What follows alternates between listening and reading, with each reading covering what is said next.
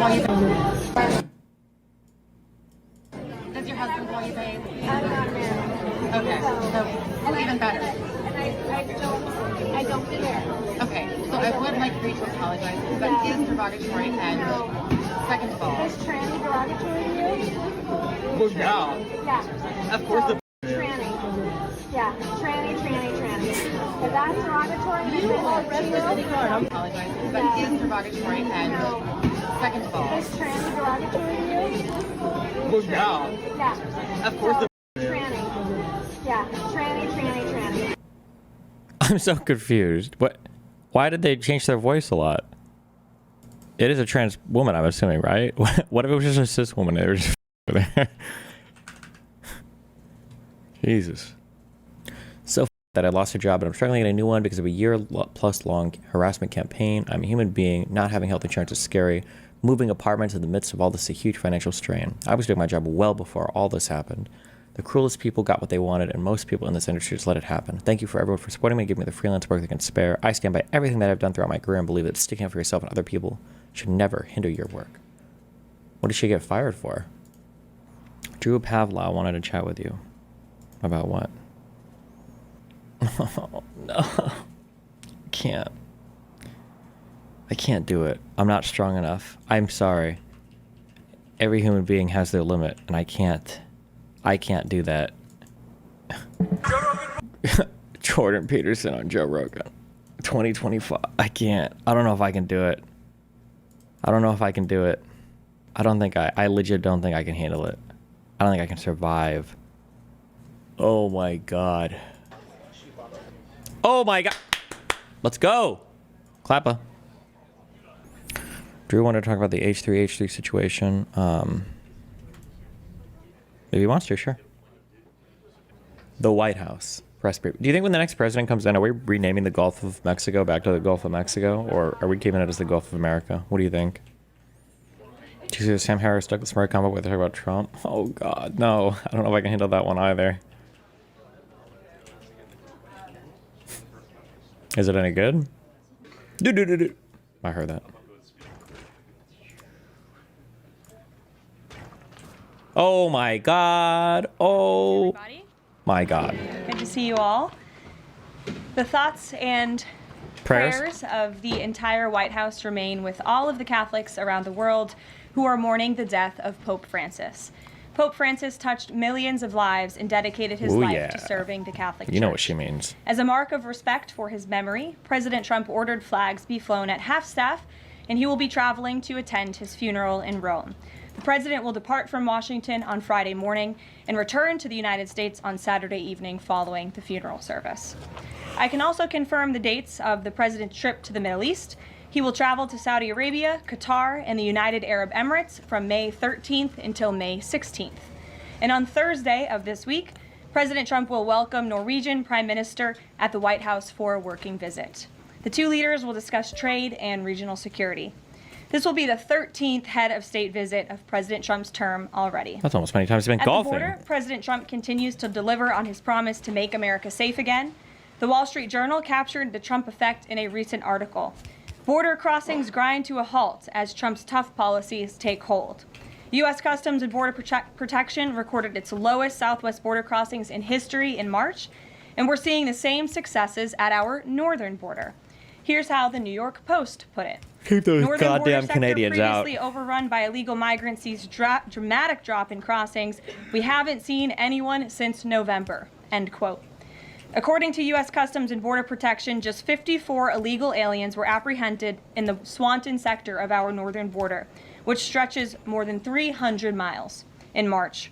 This is a drastic 95% drop from the more than 1,000 border crossings. At what point is our immigration border policy stuff successful? Not necessarily because the Customs and Border Patrol or whatever people are doing a good job, but because people just don't want to come to America anymore. That were caught in March 2024. This is a main hotspot area that recorded more than 80% of all apprehensions along the northern border during the 2024 fiscal year. And new reporting from the Washington Times fully highlights the difference in Joe Biden's disgraceful approach to the border compared to President Trump's. Under Trump, border catch and release has dropped 99.99% from worst Biden month. Wow. Can't get much better than that. This statistic in particular is astounding. Border Patrol agents caught and immediately released 189,604 illegal aliens into the United States in December 2023 at the height of the Biden border crisis. But under President Trump, Border Patrol agents caught and released only 20 illegal aliens into the U.S. in the month of February. Thanks to President Trump, operational control of the border is becoming a reality, and the administration's historic enforcement measures are yielding huge results. Wow. Illegal aliens are finally getting the blunt message. If you cross the border illegally, you will be swiftly deported and never return to the United States of America. Efforts to arrest the criminal illegal alien invaders are continuing to ramp up. ICE Chicago arrested a Mexican national convicted of predatory sexual assault of a child in Cook County, Illinois. This week, ICE Denver our arrested daily a Mexican national crime convicted of briefings, yes. sexual assault of a child in Houston County, Texas. ICE Miami arrested a Nicaraguan convicted of aggravated battery in Hillsborough County, Florida.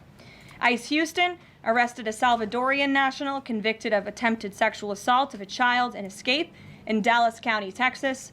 And ICE Chicago arrested a Mexican national convicted of aggravated sexual abuse of a minor in Illinois. Despite the Democrats' insane objections, President Trump will continue to embolden law enforcement officers to arrest dangerous legal alien criminals and keep our communities safe. Thank you. Oh, God, I'm very And also, Trump. thanks to President Trump's America First economic approach, investments continue to pour into our country. Swiss pharmaceuticals company announced they will be investing $50 billion in the United States over the next 5 years, creating 12,000 new quality jobs. Regeneron Pharmaceuticals also agreed to pay Fujifilm Technologies more than $3 billion over the next decade to help manufacture its medicines in the United States. It's a top priority for President Trump to ensure we are producing critical medicines and pharmaceutical drugs right here in America, and that is exactly what we continue to see happen every day. In other news, the Trump administration has announced we will put an end to Joe Biden's illegal student loan bailout attempts. Yes. No student loan has been referred to collection since March of 2020. That comes to an end. On May 5th, the Department of Education will resume involuntary collections for borrowers with defaulted federal student loans. The student loan portfolio controlled by the federal government is nearly $1.6 trillion. But fewer than 4 out of 10 borrowers are in repayment. This is unsustainable, unfair, and a huge liability for American taxpayers. Debt cannot be wiped away. It just ends up getting transferred to others. So why should Americans who didn't go to college or went to college and responsibly paid back their loans pay for the student loans of other Americans? The Trump administration will never force taxpayers to pay student loan debts that don't belong to them. Student loan borrowers need clarity, and we're finally giving it to them. Borrowers will now be clearly expected to repay their loans, and those who default on their loan obligations will face involuntary collections. The government can and will collect defaulted federal student loan debt by withholding money from borrowers, tax refunds, federal pensions, and even their wages. Damn. America is $36 trillion in debt. We must get our fiscal house in order and restore common sense to our country. If you take out a loan, you have to pay it back. It's very simple.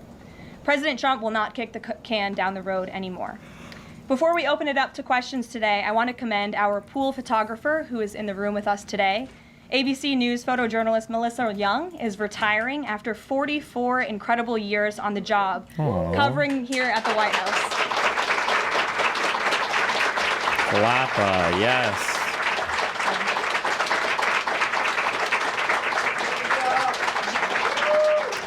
Don't be the first one to stop clapping, guys.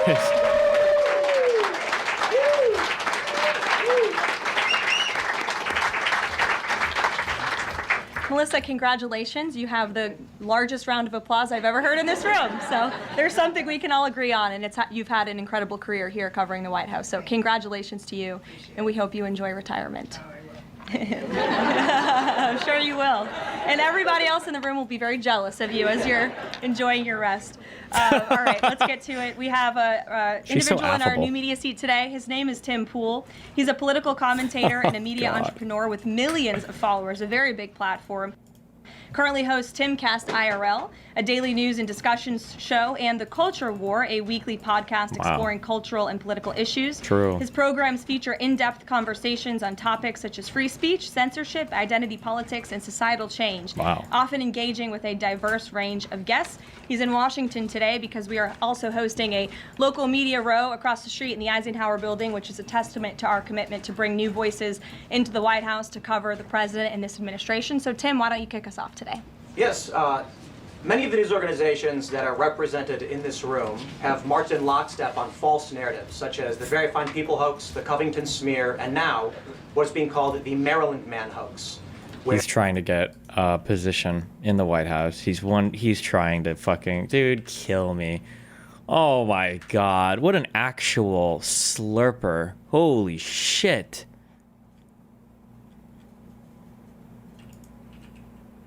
A guy who was paid $5 million from Russian sources is now asking questions in the press room. Nobody even cares.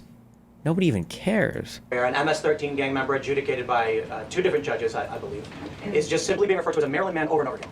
Now, in an effort from the White House to expand access to new companies, you've created this new media seat. So I'm wondering if you can comment on, following this expansion, you've had numerous outlets disparage the companies that you've had sit here, as well as the reporters. I'm wondering if you can comment on the unprofessional behavior, as well as elaborate if there's any plans to expand access to new companies. Sure. Well, we certainly welcome diverse viewpoints in this room, which is one of the reasons we have you in here, and there's many new faces in this room in comparison to the previous administrations.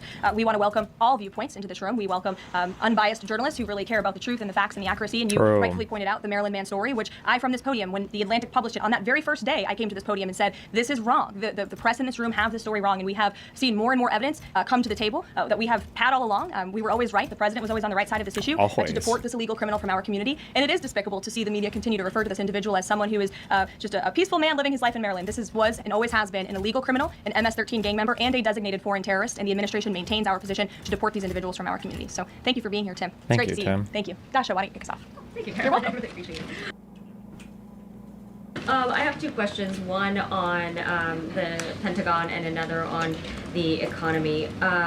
You said on Fox News that the entire Pentagon is working against Secretary Hegseth, but the people who were fired were Hegseth's own guys. So how do you... Does this dumb bitch not realize that the deep state are the friends that we made along the way? Everyone is the deep state, okay? Even our own employees are the deep state. Where that, and what do you say to concerns that that's bad management? They were Pentagon employees who leaked against their boss to news agencies in this room. And it's been clear since day one from this administration that we are not going to tolerate individuals who leak to the mainstream media, particularly when it comes to sensitive information. And the Secretary of Defense is doing a tremendous job, and he is bringing monumental change to the Pentagon. And there's a lot of people in this city who reject monumental change, and I think, frankly, that's why we've seen a smear campaign against the Secretary of Defense since the moment that President Trump announced his nomination before the United States Senate. Let me reiterate, the president stands strongly behind Secretary Hegseth in the change that he is bringing to the Pentagon, and the results that he's achieved thus far speak for themselves. Is there an FBI investigation into the leaks? The Secretary said that these people would be prosecuted, so is the FBI investigating? You'd have to ask the FBI, you have to ask the Department of Justice on what they plan to do, but certainly we take leaks with the utmost seriously across this administration. With the utmost seriously? From the Department of Homeland Security, the president has made it clear it's an unacceptable behavior. And on the economy, Caroline, Peter Navarro said that it's perfectly possible to do 90 deals in 90 days. We haven't seen one just yet. How soon might we see a deal, and what evidence can you share that progress is being made in these trade negotiations? Sure. Well, I spoke to our entire trade team this morning. There is a lot of progress being made. We now have 18 proposals on paper that have been brought to the trade team. Again, these are proposals on paper that countries have proposed to the Trump administration and to our government. You have Secretary Bessent, Secretary Lutnick, Ambassador Greer, NEC Director Hassett, and Peter Navarro, the entire trade team, meeting with 34 countries this week alone. I'm sure. We are moving at Trump speed to ensure these deals are made on behalf of the American worker and the American people. And just yesterday, it seemed to get a little bit lost in the news, and I think it's a disservice to the American public that it did. The Vice President announced terms of reference for a trade deal with India. That is a big deal. We know when we look at the numbers, the monetary trade barriers and the non-monetary trade barriers from India, they have been ripping off the United States and American workers for a very long time. Wow. So the fact the Vice President with Prime Minister Modi on that trip in India announced these terms of reference, which is essentially a framework to move the ball forward to sign a good trade deal between our two nations, is great progress, and it speaks to the work ethic and the real labor that's being put into this effort by the president's trade team. Sure. Go ahead. The proposals that you talk about, is that enough to extend the pauses on these reciprocal tariffs, or does the president need to see, these deals inked and signed to offer any sort of additional extension beyond the 90 days? Well, look, ask me in July when the deadline hits. I know I'll be answering those questions from all of you in this room. There's a lot of time left, and the president's trade team is working again at Trump speed as quickly as they can to ensure that these deals can be made. Are any of those conversations yet with China happening? I actually do have something to share on that. I asked the president about this before coming out here, and he wanted me to share with all of you that we're doing very well in respect to a potential trade deal with China. As I mentioned, there have now been 18 proposals in more than 100 countries around the world who are wanting to make a deal with the United States of America, and the president and the administration are setting the stage for a deal with China. So we feel everyone involved wants to see a trade deal happen, and the ball is moving in the right direction. Sure. Setting the stage for a deal with China, what does that mean? Has the president spoken directly with Xi yet? I don't have anything to read out on a direct talk between the president and President Xi, but we will continue to keep you updated. And Secretary Bessent reportedly today told investors that this trade standoff with China he expects will be de-escalating soon because, as he described it, reportedly the situation is unsustainable. Is the president considering taking steps to de-escalate the situation? Bessent, you need to get the fuck out of here. I'm surprised that guy's still there. Again, I just read you words directly from the President of the United States. Those are moments ago. That's where his head is at right now. Sure. Caroline, I had two questions, one on immigration and one on China. First on immigration. Roughly how many illegal immigrants and aliens do we have in our country, and how many does the administration plan on deporting? Sure. Well, you'd have to ask the Department of Homeland Security for a specific number, but we suspect it's definitely in the millions, perhaps upwards of 20 million people that were allowed into the country illegally by the previous administration. And the president and his team are focused on deporting as many as we possibly can, and they are moving as quickly as possible. The president's team has made it clear we need more funding from Congress to do more. We need more ICE agents out on the ground doing this very important work. And we also need rogue district court judges to stop acting as judicial activists, trying to block the administration from deporting illegal criminals from our nation. Get these judges out of here. Elected the president to do this. Yeah, we elected the president, not judges. Over 250,000 Chinese nationals in our country right now on student visas. Can we get rid of them? Does the administration believe there's any national security concern when it comes to those over 250,000 Chinese nationals in our country? Well, as you know, when it comes to foreign visas, the Secretary of State has the right to revoke visas of those who we feel are acting in a adversarial way to our foreign policy interests here in the United States. He has that authority according to the Immigration and Nationality Act. So I would defer you to the State Department for any individual case, but they are looking at individuals who are given the privilege of being on a visa in our country, and if they are acting, again, adversarial to our foreign policy interests, their visa can be revoked, and they should be aware of that. Sure. Go ahead. Yes. I'm calling on you. Thank you, Caroline. You're welcome. Over the last few weeks, several countries have warned their citizens about travel to the U.S., and the Department of Commerce's own stats know that from a lot of countries, the number of visitors is falling. Does the White House have any message for people that might be reconsidering business or tourism travel to the U.S.? Where did you see that report? With the statistics coming from the Department of Commerce. Said what? It's hard to hear you. Sorry. That visitors from a lot of countries have fallen in the last 3 months. I'd have to look at that report We don't know to anything comment on about the that. merits of it. I think most people around the world recognize the United States of America is a great place to do business. Exactly. It's a beautiful place to visit, and they should certainly come here because it's a much safer country than it was 4 years ago under the previous president. Libby, good to see you. Faux show.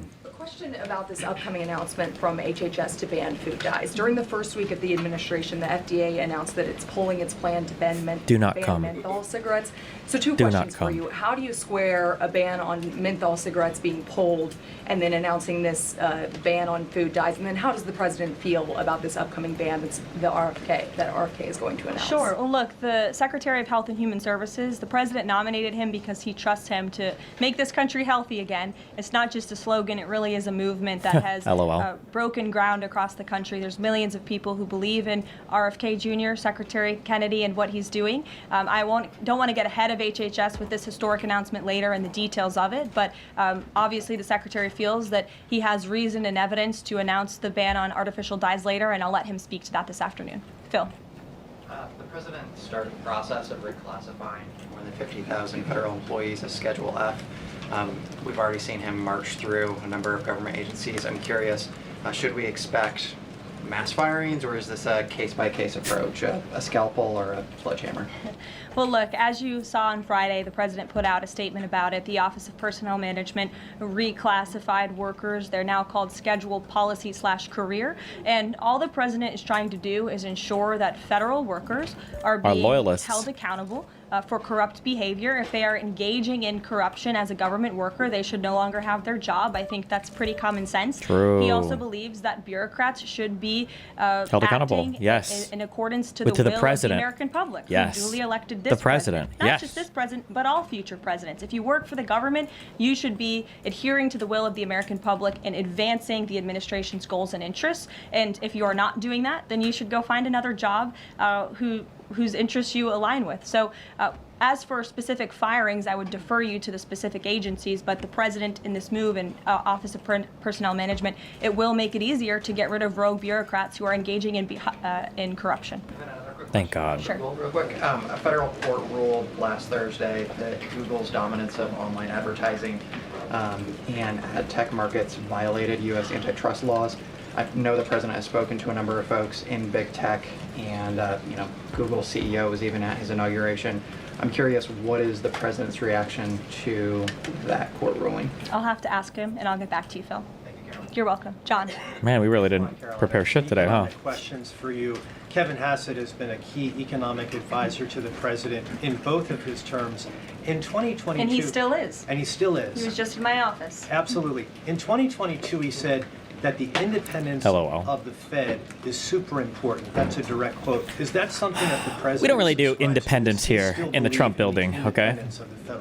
Well, look, I think the president has made his position on the Fed and on Powell quite clear. The president believes that they have been making moves and taking action in the name of politics rather in the name of what's right for the American economy. The president has the right to express his displeasure with the Fed, and he has the right to say he believes interest rates should be lower. He believes Americans should be able to borrow money cheaper than they currently are right now. And I also spoke to Kevin Hassett about the Fed as well, and he has called into question the Fed's independence and whether they are actually doing things, again, out of the best interest of the economy, or are they doing it for partisan reasons. Partisan? The president what, Democrat reasons? He has made that quite clear. We've also seen, if I may, I'm sorry, one more, Caroline, just about, I said two economic questions, about the dollar. We've seen the dollar at multi-year lows versus the euro and other currencies around the world. Is it the administration's policy for a strong dollar? How does it view the dollar versus other currencies around the world? The president wants to see the dollar remain as the world's reserve currency for our long-term fiscal stability and our economic growth. He's been quite clear about that.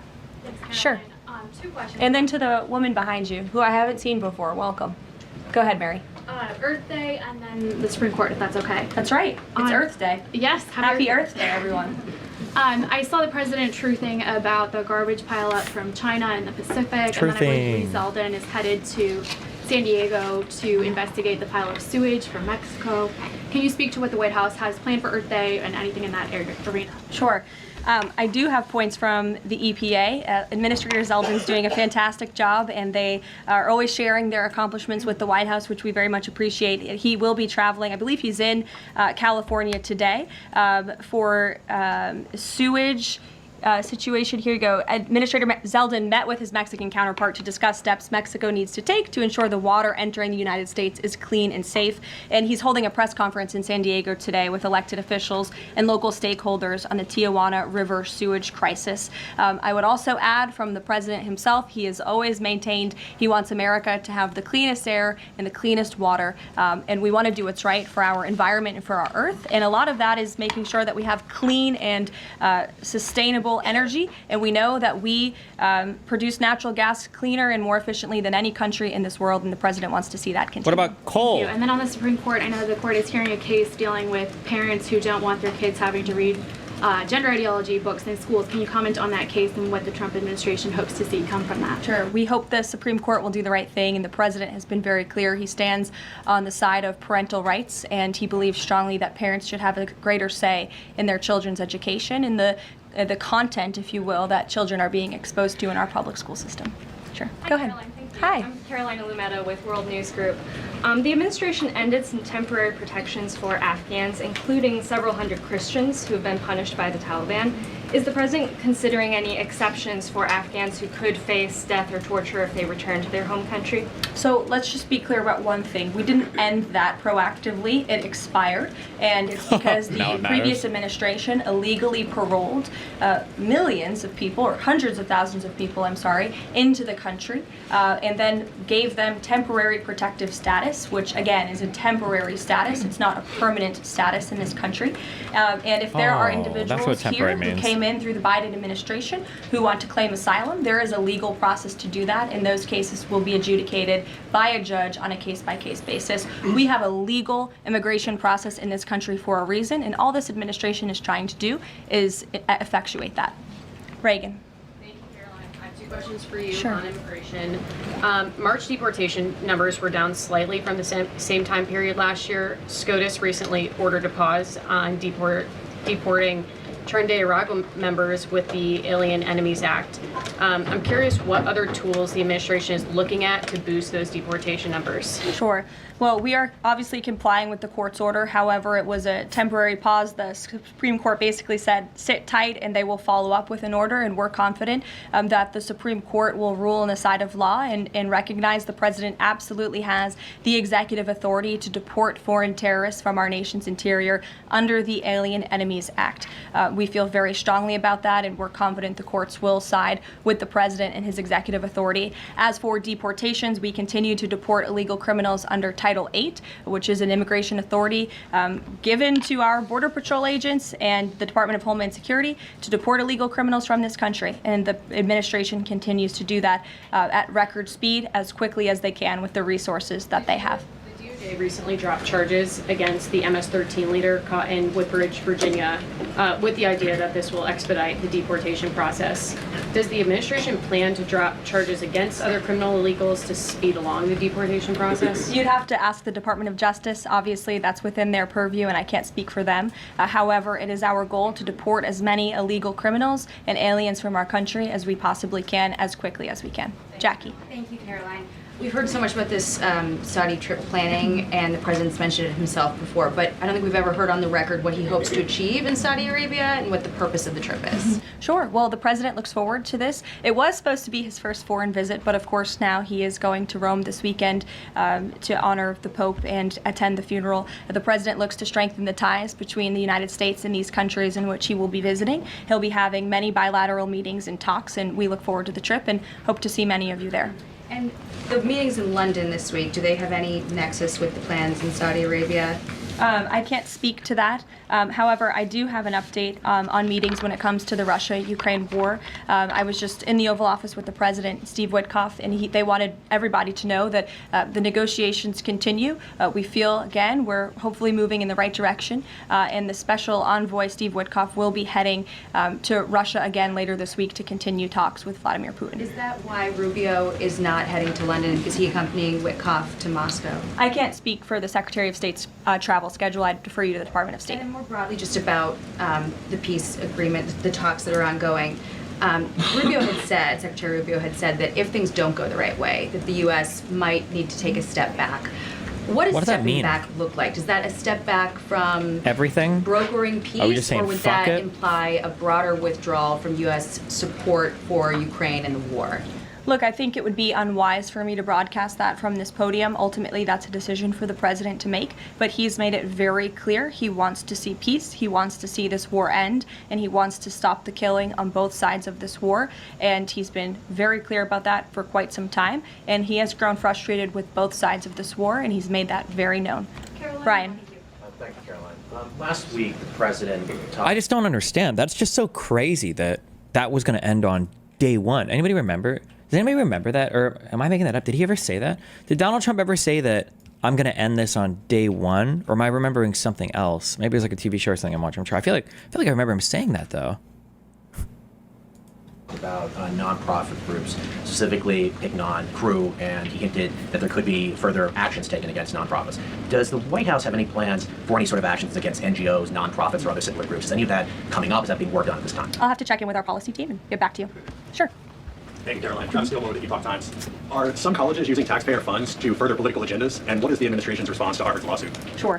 Well, the president has made it quite clear that it's Harvard who has put themselves in a position to lose their own funding by not obeying federal law. And we expect all colleges and universities who are receiving taxpayer funds to abide by federal law. It's quite simple. And the president made it clear he's not going to tolerate violations of federal law. He's not going to tolerate illegal harassment and violence towards Jewish American students or students of any faith on our campuses across the country. And so we will be responding to the lawsuit in court. And again, it's quite simple. If you want federal dollars, obey federal law. And just a quick follow-up on China. Any response to reports that China is targeting U.S. trade allies with potential retaliatory measures for supporting U.S. agendas? I think the numbers and the sheer number of countries that have reached out to the United States and reached out to this administration to cut good trade deals speak for themselves. The entire world knows that they need the United States of America and they want to do business here. And so we'll stay focused on cutting good trade deals on behalf of the American worker. Stephanie. Thank you, Caroline. Can you give us any additional details from the president's call with Netanyahu today?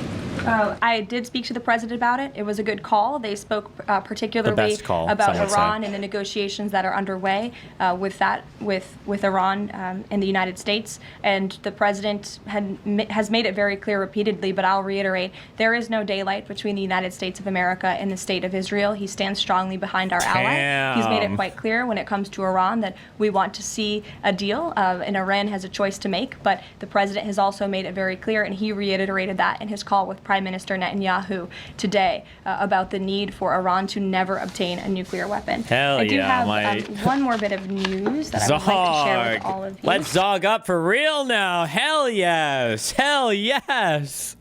Give me 1 second to find it. And it's Who would have guessed the neo-Nazis would be back in the Zog candidate? My God. Hell yeah. regards to the terrorist Israel just asked for another $10 billion. Send it to them. attack that took place in India earlier today. The president has been briefed by the National Security Advisor, and he's being kept up to speed as more facts are learned. What we know already is dozens were killed and even more were injured in a brutal terrorist attack in a popular tourist location in South Kashmir. President Trump will be speaking with Prime Minister Modi as soon as he possibly can to express his heartfelt condolences for those lost. And our prayers are with those injured and our nation's support for our ally India. These types of horrific events by terrorists are why those of us who work for peace and stability in the world continue our mission. So we'll give you a readout of that call later this afternoon. There's a lot of work to be had. You may hear from the president later this afternoon You as might well. not. And we'll see you all later. Thank you. Were any Americans among those dual American citizens? We'll keep you posted. Boring.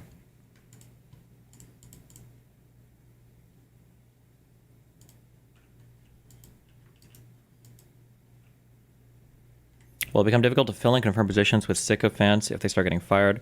The original picks are already scraping the bottom of the barrel. I mean, they'll just find crazier and crazier and more inept people, no?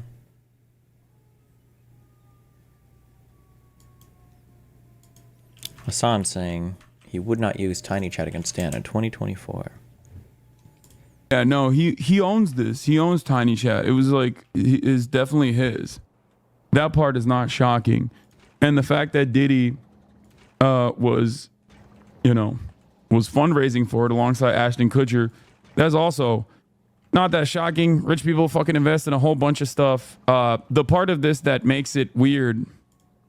Ooh, do you know what I said before about one of the gross things is sometimes you can't tell, like, do the people know how dumb they're being, or is it just like, the fuck? So Hasan does understand. Like, rich people invested a ton of shit. There's a ton of random things that people are investing in that they sit on boards on or whatever. So Hasan did know that. He just wanted to be epic and lie about it.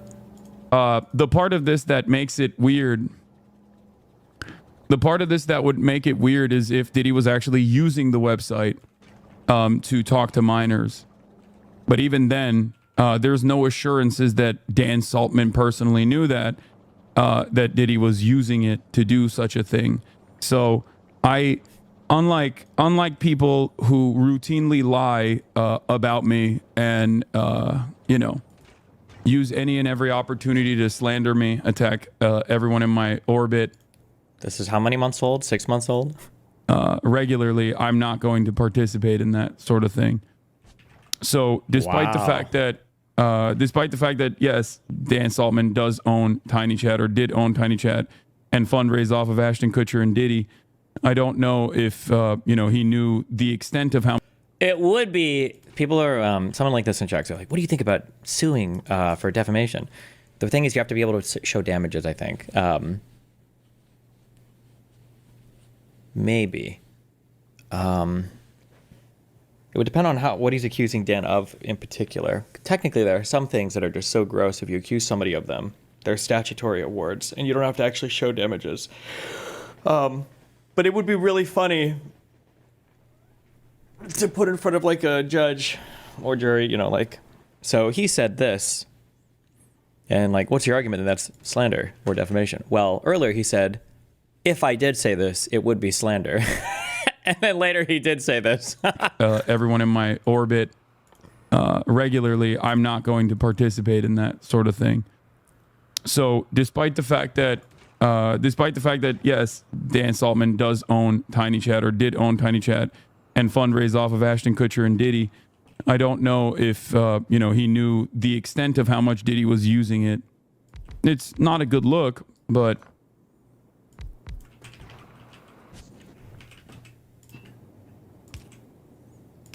until there's more evidence, I will hold off on jumping on this bandwagon. Yeah, no, he owns this. Hasan did know before that it had a swastika on it. Wait, what? No shot. I just read the quote for that. There is no way that's a real quote, right?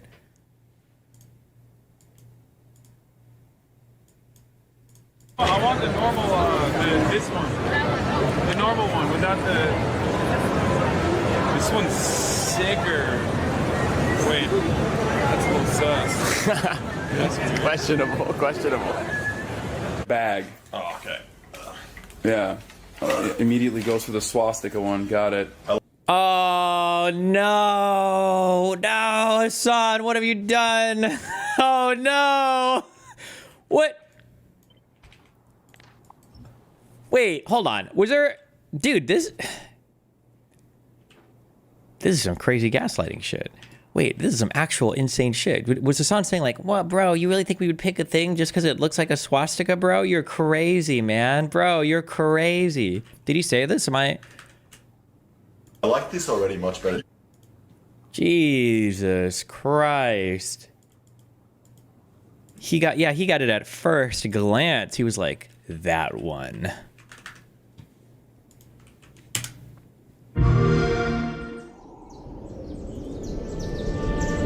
I was born 87 years ago. Oh my God, I just thought of the most cinematic fucking idea of all fucking time. Holy shit. Ethan, I know you listen to my stream. I know you do, it's okay. You don't have to tell anybody, I know you do though.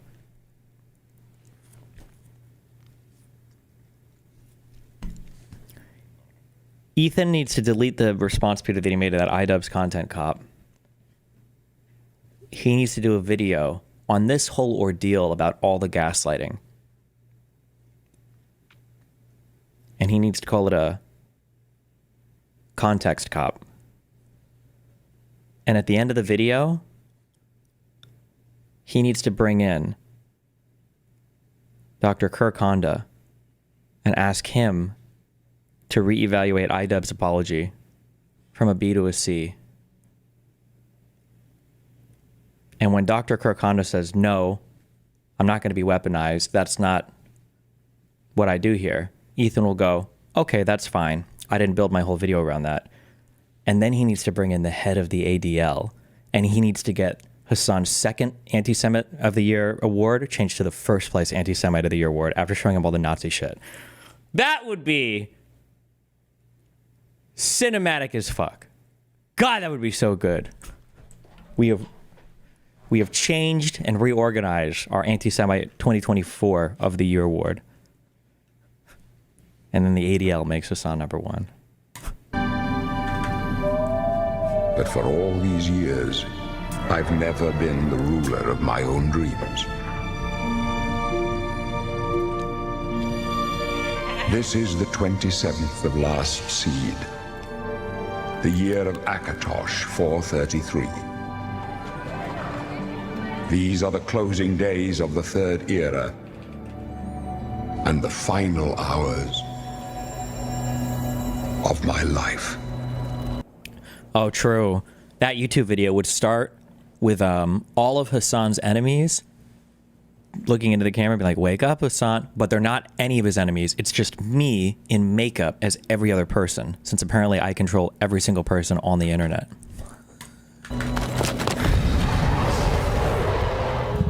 I have seen the gates of oblivion, beyond which no waking eye may see.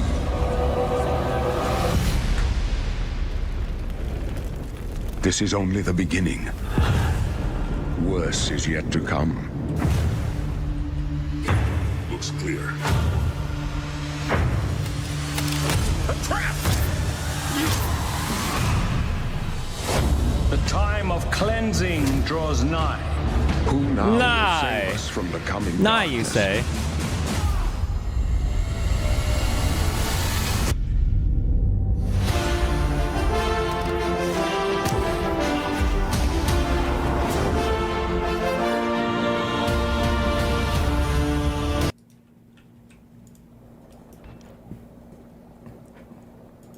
What?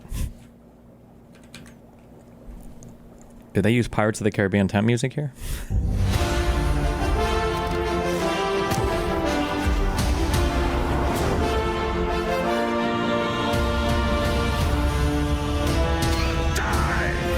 Here you must find your own path.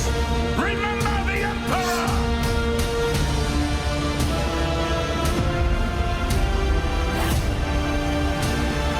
This was before Pirates of the Caribbean.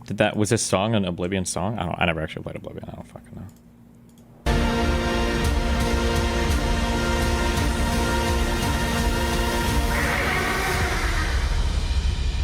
Find him and close shut the jaws of oblivion.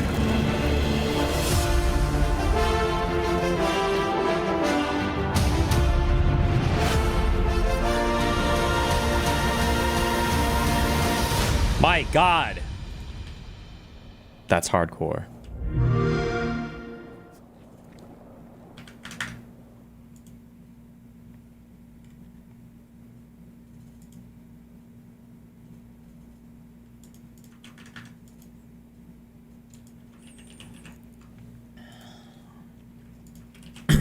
I saw this. I didn't read it yesterday, but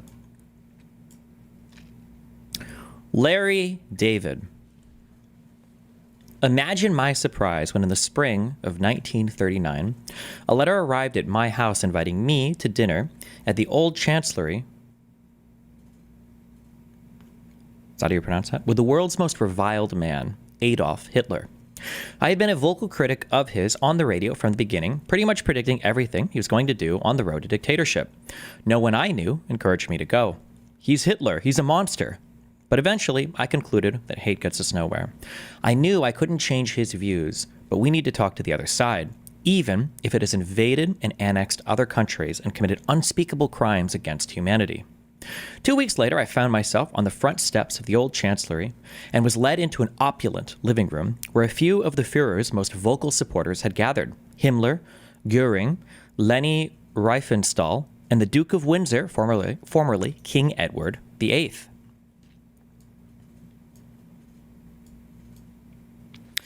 We talked about some of the beautiful art on the walls that had been taken from the homes of Jews. But our conversation ended abruptly when we heard loud footsteps coming down the hallway. Everyone stiffened as Hitler entered the room. He was wearing a tan suit with a swastika armband and gave me an enthusiastic greeting that caught me off guard.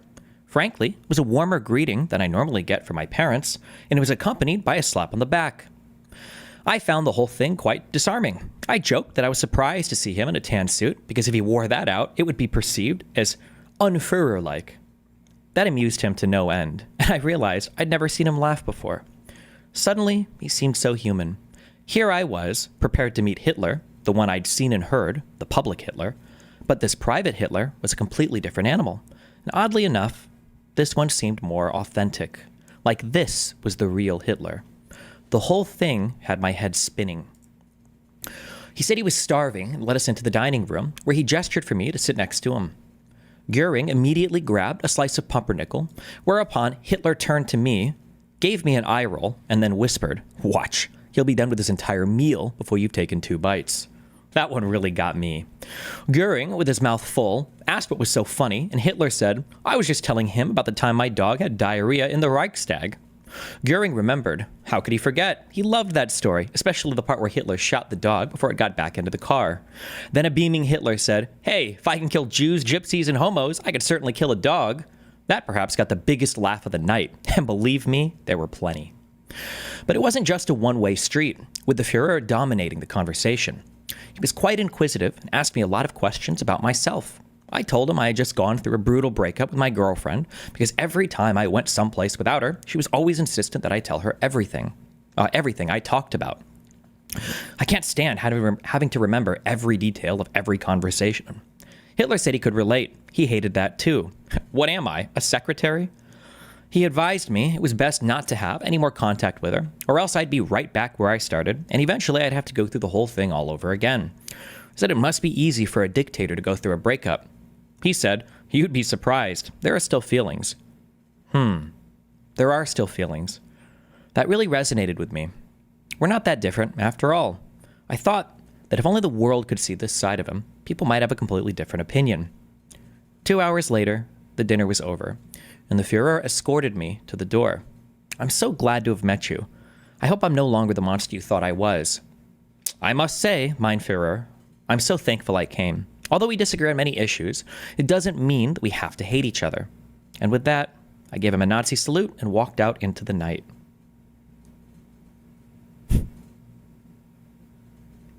I cried.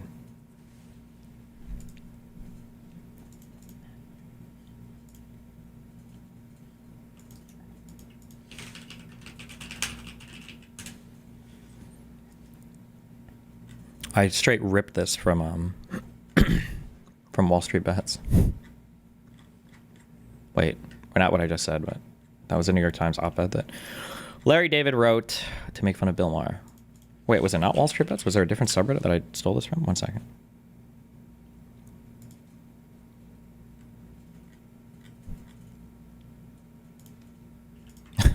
That's stupid fucking.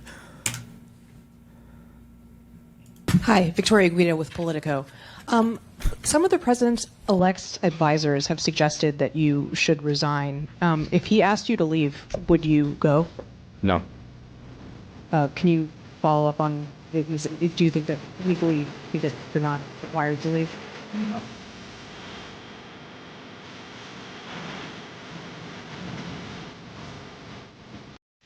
Well, and it's sort of AOC had a... Somebody linked this again, but I didn't watch.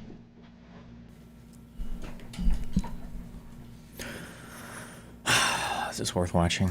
Strongest ever quarter, raising over $9.5 million from 266,000 individual donors. AOC doesn't take a dollar from lobbyists or corporate PACs or top. Wait, AOC. Hold on. Is this just for her? Is this for the Democratic Party, or is this for everybody? $9.5 million in 1 quarter?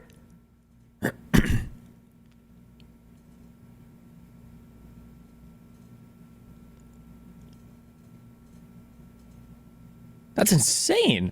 That seems like a fuck ton of money. How much? I mean, what is she even spending the money on? Is she? I'm curious who she's raising this for. She's getting a ton of donos right now. Okay. Damn, nice. Each Dem has to give money to the House General PAC. Top donor professions are teachers and nurses.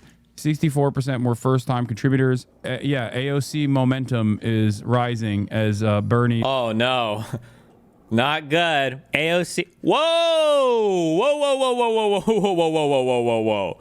Hold on. Is she trying to do politics? Real politics? That is absolutely not okay. Can we go back to virtue signaling? Hold on. Real politics? No, no, no, no. Not okay. That's absolutely not okay. What the fuck? What the fuck?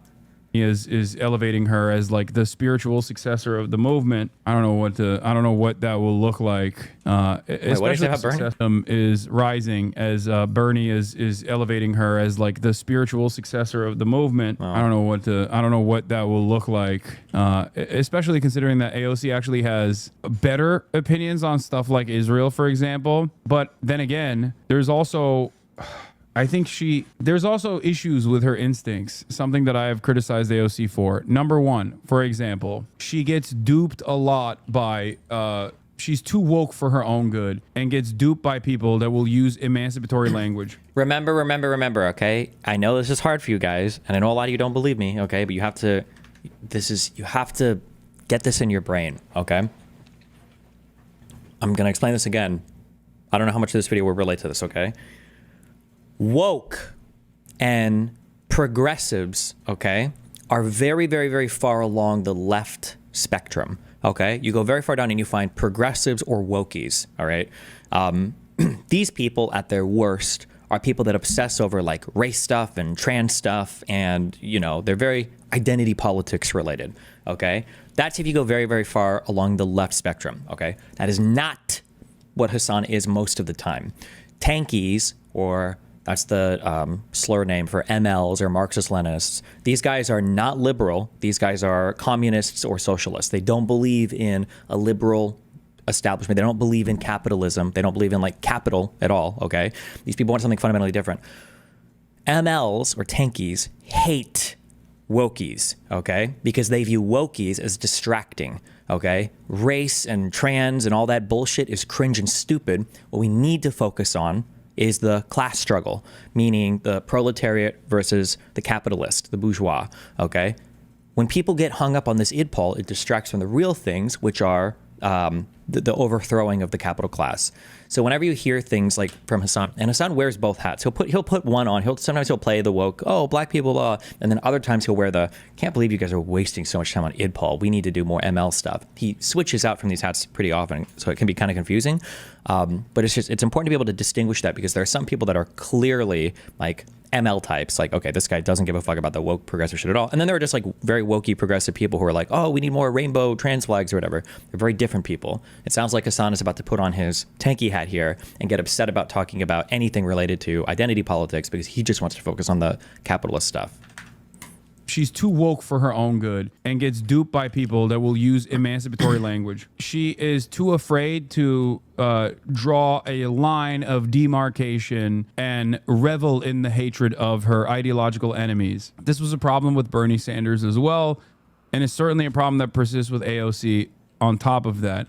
I would go so far as to say that on the issue of optics, for example, AOC was, and I'm not even talking about new Bernie, I'm not talking about Bernie of the last decade, but Bernie historically has not shied away from radical politics, demonstrating radical politics in action, as a matter of fact. This isn't to talk about his like Biden dead-ender position or his liberal Zionist takes on Israel. I'm not talking about that at all. I'm talking like in general, the space that Bernie Sanders has occupied is seemingly earnest because he has like 8 decades. I think when Hasan says radical politics, he's referring to politics related to class warfare, politics related to attacking the capitalist class, I believe is what he means there. Radical or revolutionary are usually code words for some type of like lefty socialist communist stuff. Decades of being that guy, right? And I think AOC listening too much. Is that a dono alert for him? Listen, if I get assassinated or some shit, at least I gave the world that meme, okay? That guy, right? And I think AOC listening too much to criticism from people online and being extremely online and getting attacked all the time and not being identifiable by specific policy positions will lead to a general election defeat potentially. That's a major issue, I think, with the likes of AOC. I like AOC. I am not shy about defending AOC when she does things that are defensible. I think I'm critical of AOC, but also simultaneously, talk about ranking all politicians, rating them on a curve, right? And I think in the fairest assessment, I don't think that's true. She's more popular than every other Democrat not named Bernie. No. You're mistaking what I'm talking about. I'm saying that AOC's instincts in terms of when you have, especially when it's issues related to foreign policy, right? Like when you got. Do you think that Hasan is more ideologically motivated or attention motivated? I would have said, if you would have asked me like I think a year and a half ago or whatever, or 2 years ago, I would have said he's way more clout oriented or attention oriented, that's kind of the big driver for him. However, watching him nuke the Ethan bridge makes me think that he's actually more ideologically oriented. There are moves that Hasan makes. When I'm trying to understand the world, what I'm really trying to do is predict things. Predictability means that you have a good understanding of what's going on, right? That's how you show understanding. Right? If you're trying to develop a model in economics or in anything, you make a formula and then you try to retrofit it over some data. You plug in a bunch of old numbers. You say, well, how well would it predict those numbers? And then you plug in future numbers. You go, okay, what can I predict the future, right? So when people are upset because I say things like, I don't think money is the primary motivator for Trump, the reason why I feel that way is because money can't explain all of the steps that he takes. There must be something else working there at a deeper level. For Hasan to blow up the Ethan bridge on leftovers, that was astounding. If you would have asked me before, I'd say, no, Hasan is never threatening that bridge. This is his only outlet to new fans. And it's the biggest show that he does. He would never, ever threaten that bridge. That's what I would have said before. But obviously, seeing him, just having absolutely no problem nuking that entire thing, it kind of forced me to reconsider, hold on, I think he's actually a lot more ideologically driven than I previously thought. And I do believe that to be the case. He is very ideologically driven. He nuked the Ethan bridge because he thinks the clout rests with the pro-Pally crowd. No, I mean there might be a little bit, but no. He could have maintained that. He easily could have. He could have maintained it, and he could have done so using the same kind of excuses that he was using when he was on that weird tanky program, where he was like, yeah, sometimes I lie to seem like I'm more of the friendly liberal, but I'm trying to like funnel people to more radical politics. Like he could have very easily gone that route, but he didn't. When you have, especially... To be fair, he had no option but to nuke the Ethan bridge at that point. No, that's absolutely not true. He very easily could have salvaged that relationship a million different ways. That was not a totally unavoidable thing. That AOC's instincts in terms of when you have, especially when it's issues related to foreign policy, right? Like when you got her like doing programming with pro-Israel. Couldn't it be argued that Ethan nuked the bridge more so than Hasan? No, bro. Ethan is like, well, I can't say actually this for sure because I just don't know him personally. Like I barely see him at our fucking Mossad meetings anymore. It seems like he doesn't even go to those. I think that Ethan is kind of like, or he likes to think of himself, I'm not trying to be a simp or whatever, but like a loyal friend kind of type person. I don't think that Ethan would abandon a friend, or he wouldn't have abandoned Hasan if Hasan would have shown even the smallest amount of effort to try to salvage their friendship. I don't think Ethan would have let that burn. Like Ethan tried so many times to talk to Hasan to figure out like all the crazy shit, and Hasan just was unwilling to budge on anything.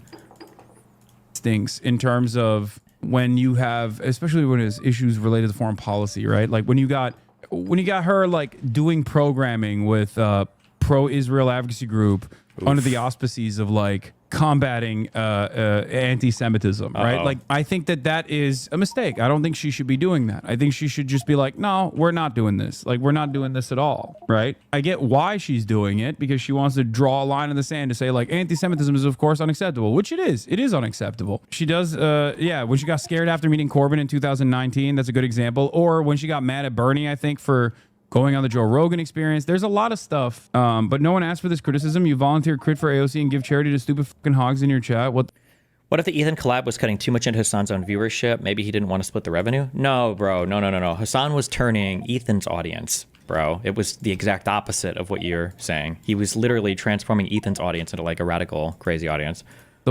Wait, what? No one asked for this criticism. Are you telling me I'm not allowed to criticize a politician that I think is like next up for left populism in this country. What are you, insane? I criticize because I want her to be a successful politician. I like that this person is doing the why do you talk about Kamala Harris? I guess you don't want her to win type but with AOC now. I think you're a bit harsher on AOC than you are on people who are complete trash like Gretchen Whitmer. In my opinion, I'm a hater of all corporate Democrats though, so maybe I think I should just be meaner to all of them. No, I don't think I'm harsher on AOC than I am on Gretchen Whitmer.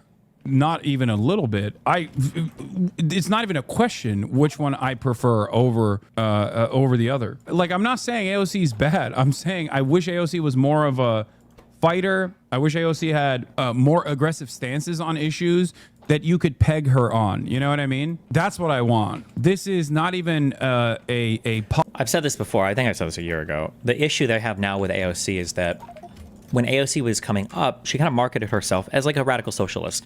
And she was quite radical. And she was more radical than Bernie, easily. And I would say that she almost was like truly a socialist in the actual sense of the word.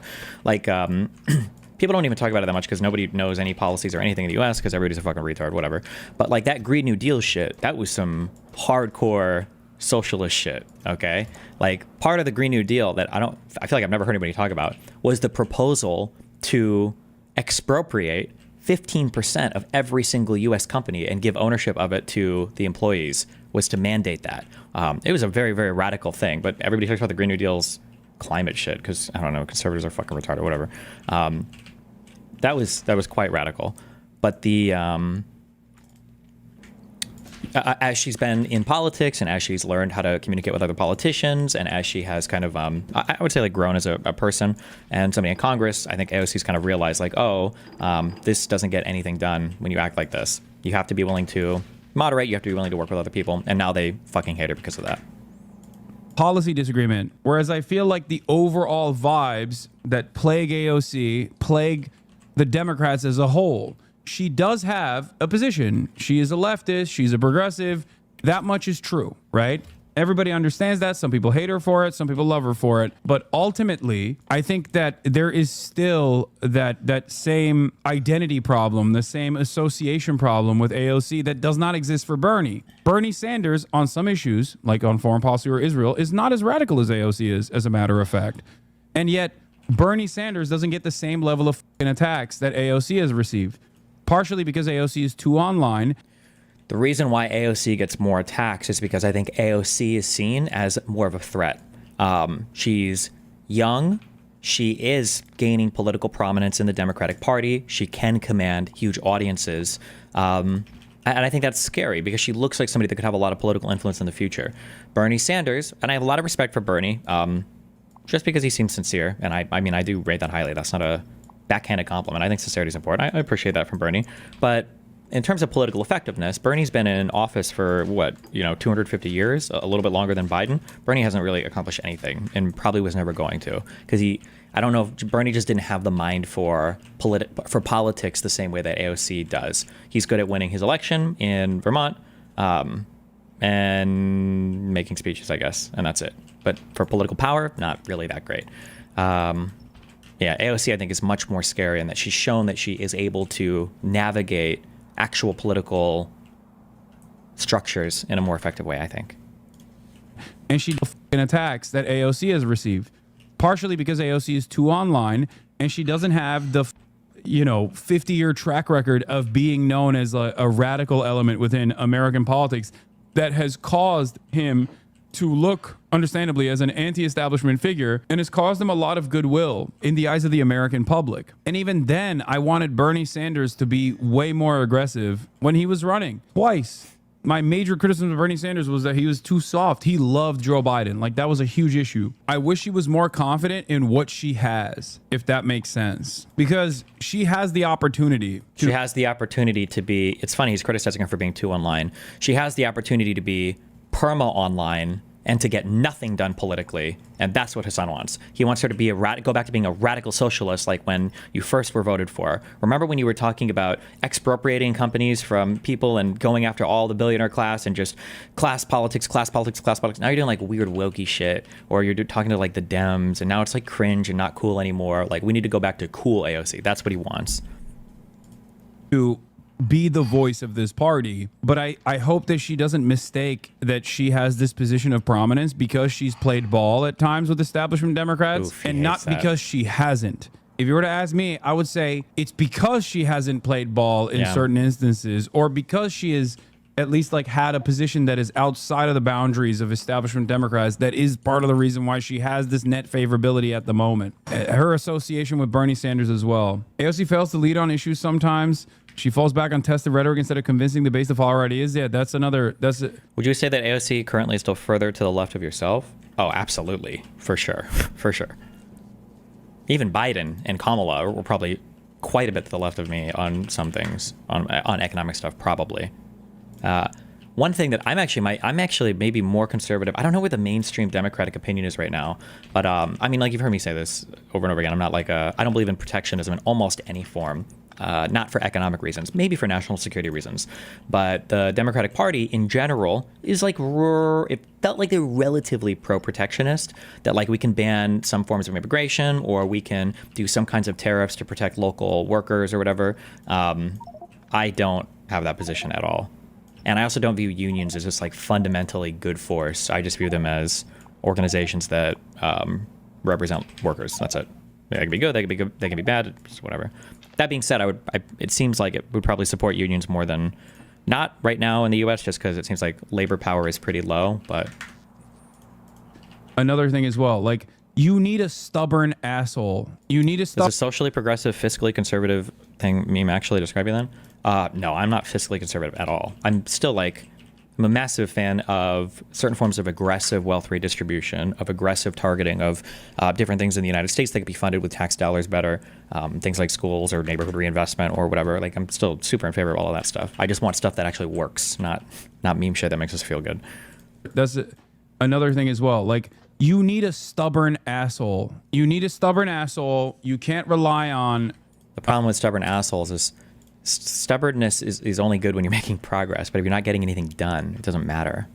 A stubborn asshole. You need a stubborn asshole. You can't rely on centrists to uphold you the entire every step of the way. If there is supposed to be any sort of takeover, of the Democratic Party, if there's any support for entryism that remains, this is the last bastion of said agenda. And it won't happen unless someone basically plays bully ball over and over again and forces the Democratic Party in the way that Trump did, to a certain degree, into playing ball with her vision, with her agenda. Left populism. Running AOC is throwing away any progressive movement to the sharks. It's fine for the Zoomers and MSNBC watchers, but she has a Democratic Party label on her. And the reason Bernie does well is he protested for decades against the Democrats' selling of this country. AOC is doing selfies with Biden. Well, so is Bernie, by the way, ironically enough. I think she actually does lead on issues, but people try and micromanage her to such an extreme that they don't do to Bernie, even on issues where she is better. This is not me simping, by the way, just an observation. No, that's what I'm saying. No, that's okay. You and I are absolutely in agreement on this. There have been so many instances where I'm like, people that love Bernie Sanders. Now, this is a hard conversation to have right now because everyone is understandably upset with Bernie Sanders constantly saying Israel has a right to defend itself. But I remember a time like 2 years ago when virtually every single person that loved Bernie Sanders despised AOC. Israel-Palestine, it was just a really bad, it just hurt progressives so much because I think it was probably the clearest encapsulation of the fuck America and fuck everything related to America mindset, such that like somebody like on October 6th, somebody could have been like, bro, I bet if there was a radical terrorist group that was fucking raping and murdering civilians en masse, you'd probably agree with them as long as they were anti-American, right? That would be like a straw man position. And then obviously tankies or MLs, most of them would be like, no, come on, we wouldn't go that far, whatever. And then it happened and then they did. And it's like, well, fuck. That was just, it was such a schism moment. I feel like MLs and socialists in general lost, at least in mainstream politics, a lot of support because it's like, hold on, this is a little bit fucking unhinged. And the mask slipped a lot for a lot of these people. And I always thought that there was more to it than just AOC is a Latina woman or whatever the fuck and Bernie is not. And I think it was because people were hyper focusing on AOC being too accessible to online charlatans in general. She should be using her platform of communication for good, and she does in certain respects, but never to entertain criticisms coming from people. Like, you don't deal with that sort of stuff. You're not supposed to deal with that sort of stuff. Yeah, she's one of the best 5 politicians in Congress on Israel, way better than Biden or Bernie. Exactly. I agree. Ultimately, I think she's better than a lot of the online left gives her credit, and MSNBC libs love her. Yes, I agree. When Hasan's audience is fighting with him like this, the confusing waters that Hasan has to navigate is that Hasan is, remember, he masks on as kind of like this wokey progressive a lot, but he's not really. He is a tanky. And his audience, as a result of him masking on so much, his audience does probably lean quite progressive. In fact, it wouldn't surprise me if it was like a 50-50 split, or maybe even more were progressive than full-on Marxist-Leninists. So this is when you get this pushback in chat sometimes, because people don't understand, like, well, why are you going so hard on AOC? Well, is she really that bad? Like, sure, the Israel-Palestine thing, maybe she's off a little on the Israel-Palestine thing, but other than that, isn't AOC really great? No, you can't be off a little bit on the Israel-Palestine thing, because if you're off a little bit on the Israel-Palestine thing, what it shows is that you haven't fully bought into the everything America does is bad thing, right? You're using some other political system to navigate than the ML1 that he would prefer, I think. MSNBC libs loving her is a good thing. It's mostly Mike from PA messages. Nice. Yes, I agree. MSNBC libs loving her. I don't, for my conversations with Mike, it's been a long time and I haven't watched his shit, and I don't even attribute like original thought to this fucking loser. But if I had to guess, I think Mike from PA was like a progressive type. I don't know if Mike from PA is like a full-on ML dude. Noam Chomsky has a lot to do with the speckery. Yeah, I think Noam Chomsky has probably been a net negative contribution to the world of politics. You know, God bless him for whatever he did with linguistics, but his politics are dog shit. MSNBC libs love her. Yes, I agree. MSNBC libs loving her is a good thing, and the progressive base loves her too. The progressive he wants libs and progressives to love AOC though, as a mask-on thing. He's okay with AOC getting love from these people, but only if it's because she's tricking them, not because that's her actual position. Base of support that's like politically active, both outside of the Democratic Party and within the Democratic Party, actually love her. But I think all I'm saying is she should not be malleable. She should be more confident in both the power that she holds and be more confident in the positions that she believes in and advocate for them mercilessly. That's it. Leftists don't love her. Yeah, guess what? It doesn't matter. Leftists are irrelevant, okay? What are we talking about? We're having a serious conversation here. What do you mean? What is progressivism to you? I would argue that progressivism is a far left social and far left economic perspective. But I think that progressivism started to lean a lot more into the social stuff, not socialism, but into social stuff like culture or whatever you would define as like woke. It leaned more into that than the economic stuff. Or if there was economic stuff, it had like a very social bend to it. Social, not socialism. Socialism, like stuff related to like identity politics or, you know, like identity politics, like to a very, very extreme amount is what I would say is like progressivism. That's like a negative slant of it. I'm giving you kind of like the far extreme version of it. Like there are aspects of progressivism that I would like that, but I mean, I would consider myself a progressive depending on what crowd I'm in. So. I mean, leftists don't love her. Who gives a shit? We're talking about electoral politics, okay? Oh man, leftists don't love her. Okay, who cares? Oh, I saw your message on Instagram, Cam. I just haven't. You should react to the USS Liberty survivor debate. Caught him in a million blatant lies, and he effectively admitted he was lying. Are you I don't remember if you're Jewish or not. Listen, the USS Liberty people are all fucking insane. I don't care that much because if I start, like, I already debate enough like pro-Pally people that I come off as like an ultra unhinged pro-Zionist when I'm absolutely not. And if I start going through USS Liberty debates, I'm going to come off as the most unhinged ultra-Zionist in the fucking universe, okay? Politics, okay? I love you, though. Oh, man, leftists don't love her. Okay, who cares? That doesn't mean it. That's definitely not how people use it. People like Rokana say they're progressive, but he's definitely not far left. Rokana is quite out there on an island. Rokana is not, I don't think, a moderate dem. He's pretty out there, I think. Isn't socialism just a form of economic ideology? Kind of, yeah. Yes, socialism, the problem is it depends on who you talk to, and everybody has different understandings of these words. Honestly, I wouldn't even define it. You would just have to give me a context. And then I would tell you what somebody means when they say left, or leftists, or lefty, or socialist, because it means different things to everybody now. Okay. Oh man, leftists don't love her. Okay, who cares? That doesn't mean anything. There's probably a benefit. I want to show you guys something. I want to show you one of AOC's earliest campaign ads. I want to show you when she first ran. Yeah, I think this is the one. So this is The Courage to Change by Alexandra Ocasio-Cortez from 2018. It's time we acknowledge that not all Democrats are the same. That a Democrat who takes corporate money, profits off foreclosure.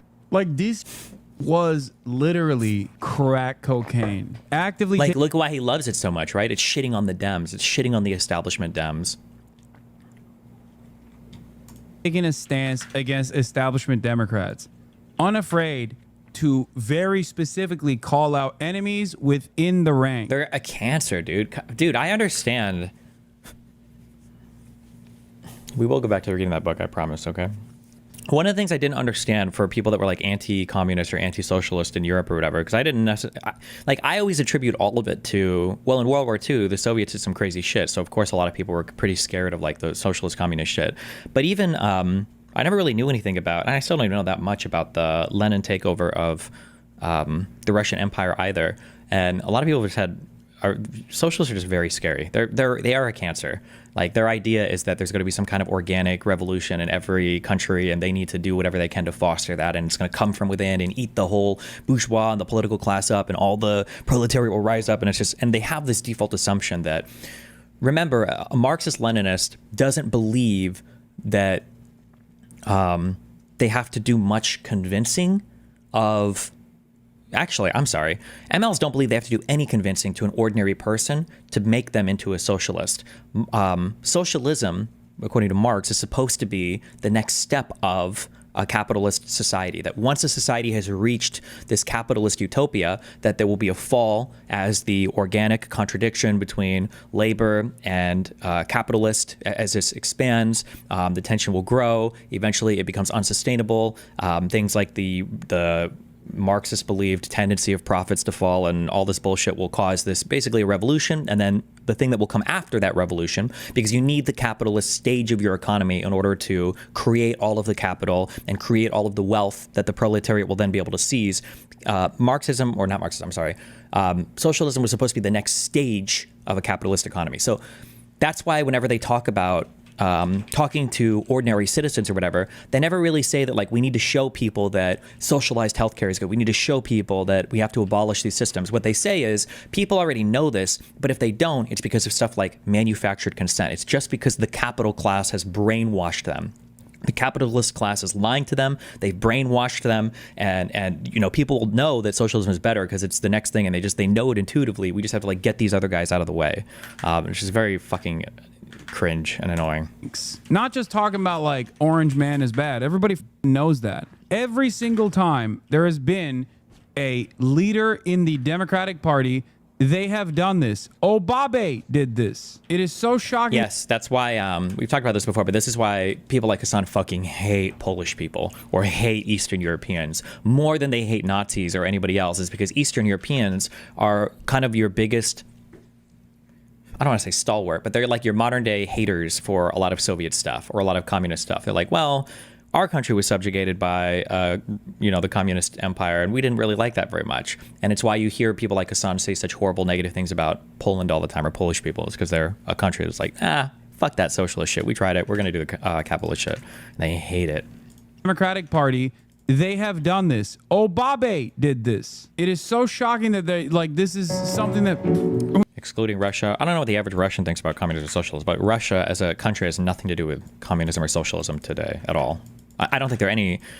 Maybe Vietnam is socialist? I'm not entirely sure. China has nothing to do with socialism today. Russia doesn't. I don't know if any country does right now. Obama did this. It is so shocking that they, like, this is something that we just kind of forget. Things are accelerating so quickly. We released our campaign video on Tuesday. It just blew up. Before we knew it, we passed $200,000. And like, got an example of that? Of what? Of a socialist country right now? Not that I can think of now. Before we knew it, we passed $200,000. And like, that's a race. But the question is... Are you chatting with Drew or not? If Drew wants to chat, he can. Message me on Twitter, I guess, or DM me, but has he? If he does, I'll respond. Okay. Before we knew it, we passed $200,000. And like, that's a race. Okay, Blake, I'll do it. But the question is,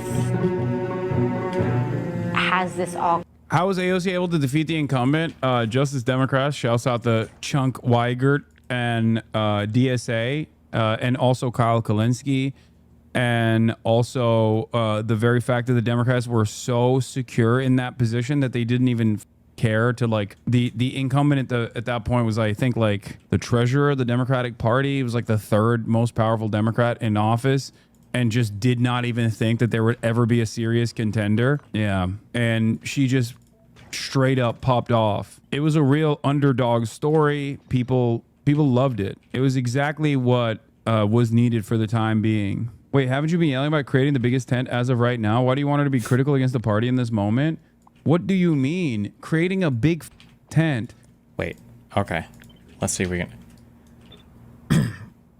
Okay, he says, what do you mean creating a big tent?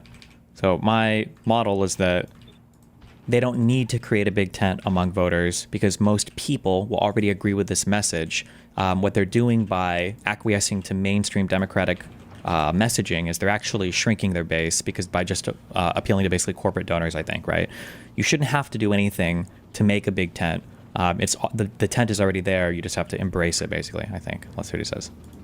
Doesn't mean having Democrats who have no constituency and simply have loyalty to lobbyists be a part of the tent that we're talking about. Yeah. That's why I said do the Trump thing. The party itself is poisonous to the broader base of voters, Democrats included. Yeah. Someone has to litigate the resentment that people feel at Yes. the base of the party as well.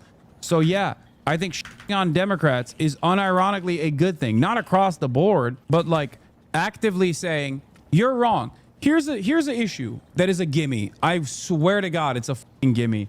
And AOC has the power, influence, and prominence to do this. Israel. That's it. It's one issue where you could unironically just go, 75% of the base wants you to cut the shit out. They're black-bagging people in the dead of the fucking night for criticizing the goddamn apartheid state doing a genocide. What are we doing? What the are we?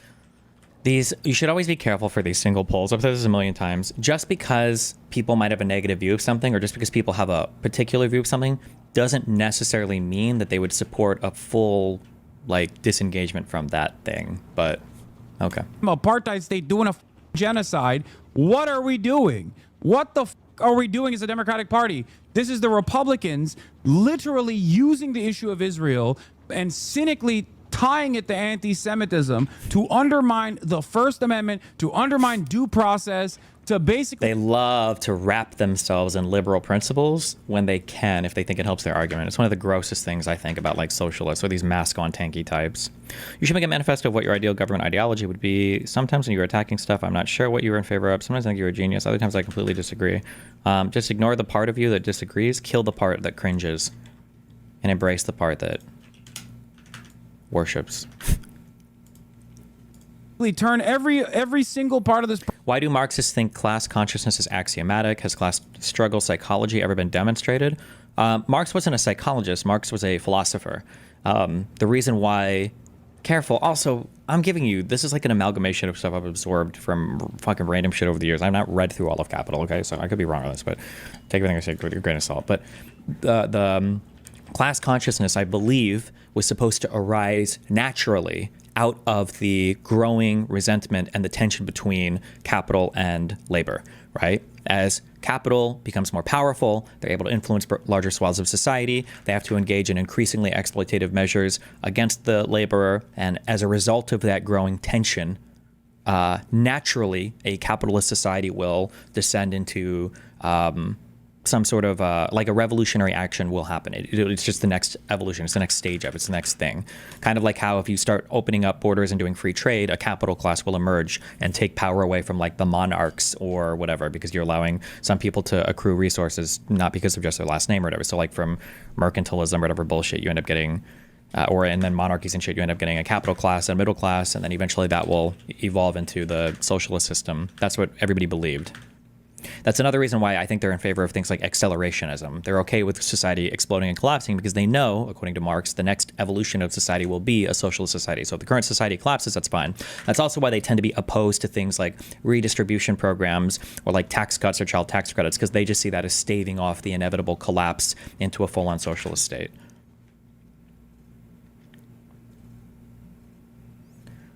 Okay, so this is, I don't know if this guy is European or American or what. Europe is a mix of socialism and capitalism. Weird how Destiny tries to credit everything to capitalism and group communism with socialism. Yeah, so no, I don't think that much of Europe operates in a socialist manner whatsoever. If you define socialism as the laborers owning the capital, I think that's quite rare in Europe and before Mondragon. Government redistribution is not socialism. It has nothing to do with socialism. But conservatives tried to attack Democrats in the United States for a long time saying, oh, you're a socialist because you want to redistribute, you want to tax me more. That's not socialism. But now young people will be like, well, no, look, there are parts in Europe that are socialist. No, having a welfare state is not socialism either. But there's quite a bit of labor participation in Germany. There might be like stronger unions and stuff like that, but I'm unaware of, maybe I could be wrong, but I'm unaware of, like in Germany, is it commonplace that workers own large shares of all of the corporations they work for? Is that?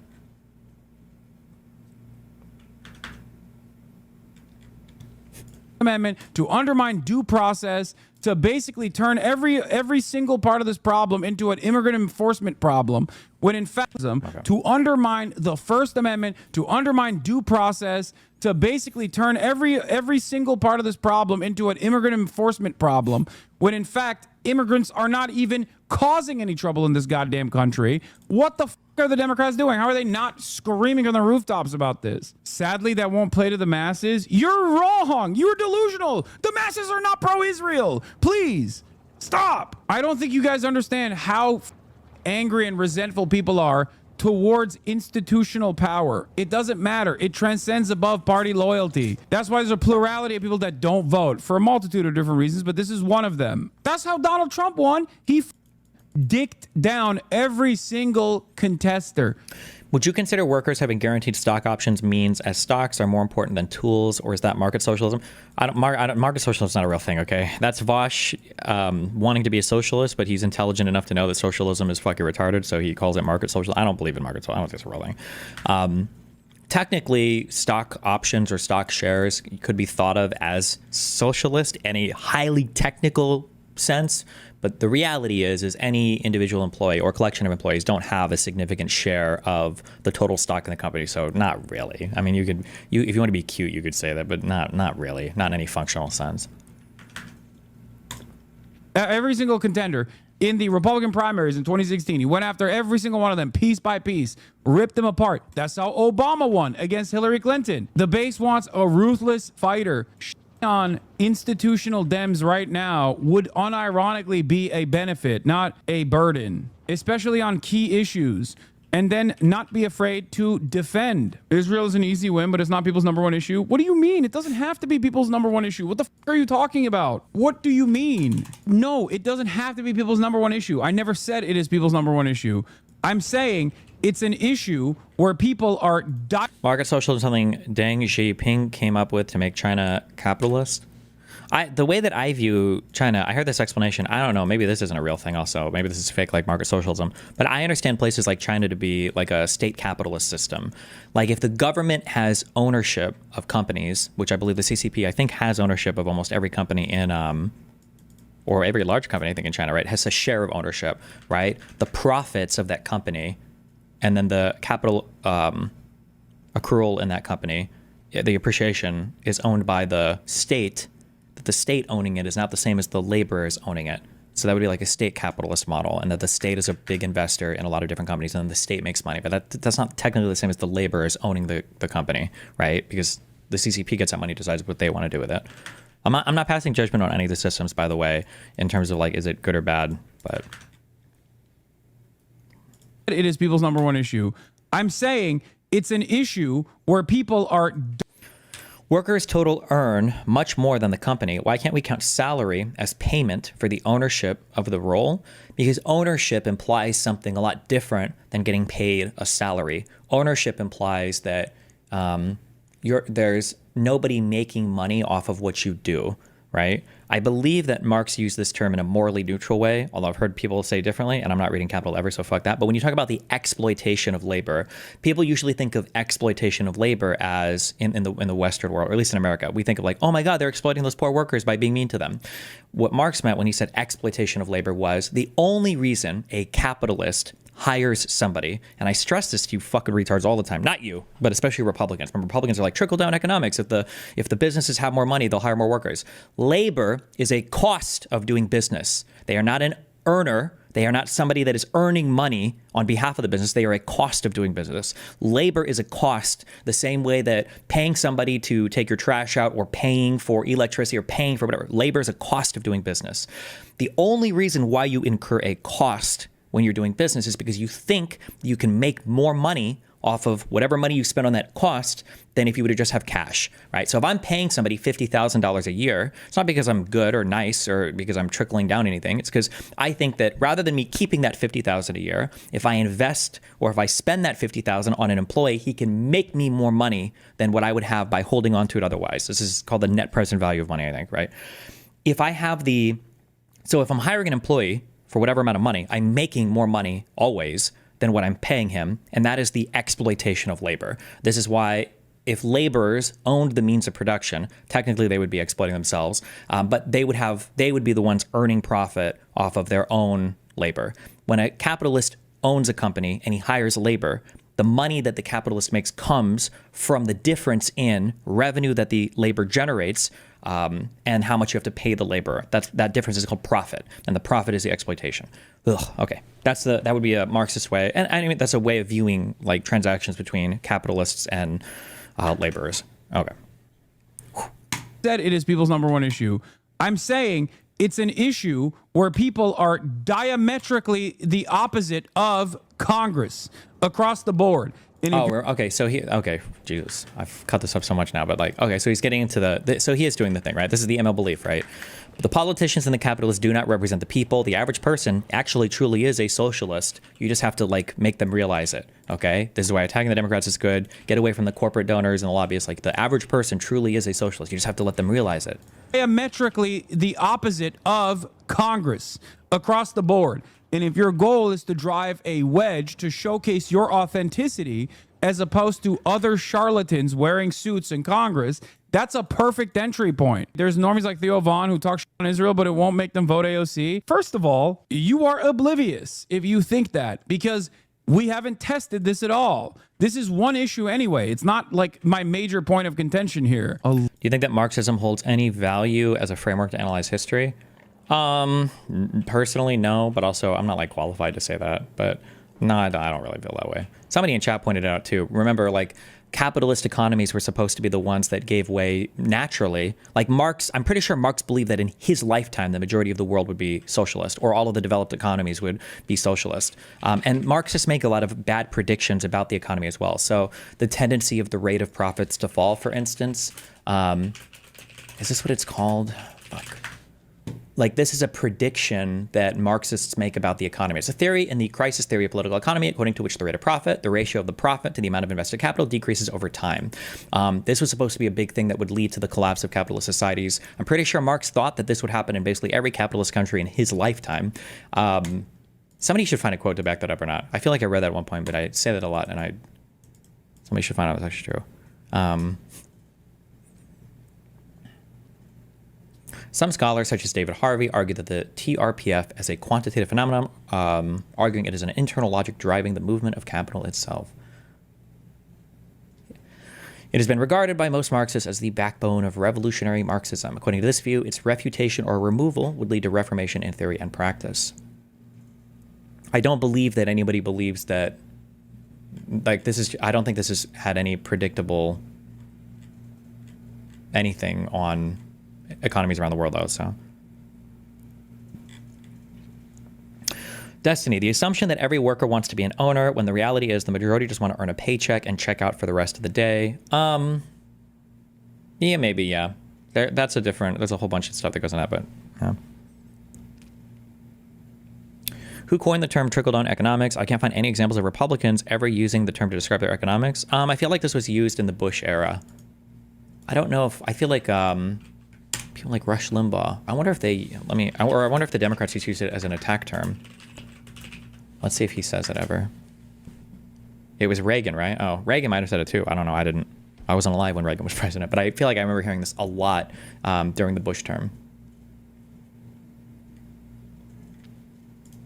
Now, on the economic front, ADP, the private payroll group, has told everybody to get ready for a massively great unemployment/employment story because private payrolls that they track and follow group. Do you think that human desire is the biggest reason why socialism is not practically possible?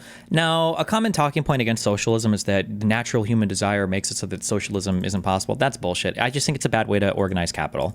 Like, natural human desire would also dictate that capitalism doesn't work, by the way, because capitalism dictates that people will act in whatever way earns them the most amount of money, and there are incredibly destructive ways that you can earn a lot of money.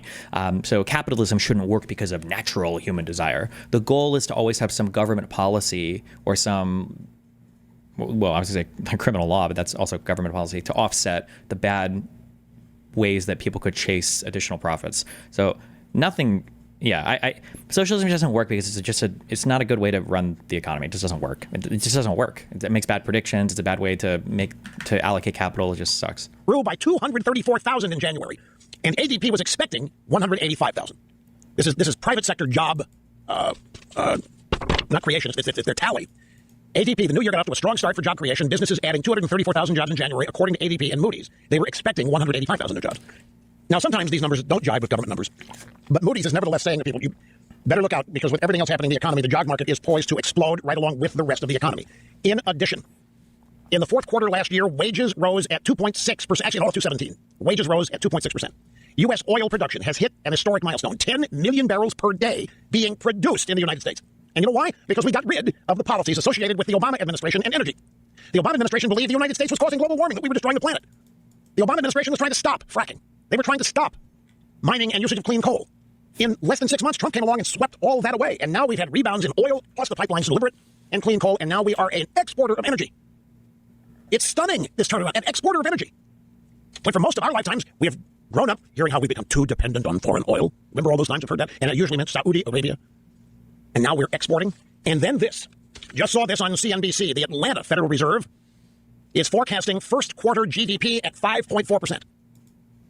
The Atlanta Federal Reserve, Atlanta Bank of the Federal Reserve System is forecasting GDP growth of 5.4% the first quarter. Folks, if we get anywhere close to that, you're going to see so many Democrats come out in favor, in opposition to a great economy. It's going to be so exciting to see if we get anywhere close to. Okay. I don't know. I'm totally look for this right now. And we're getting really sidetracked, so. But you admit that the perfect form of capitalism is also not feasible.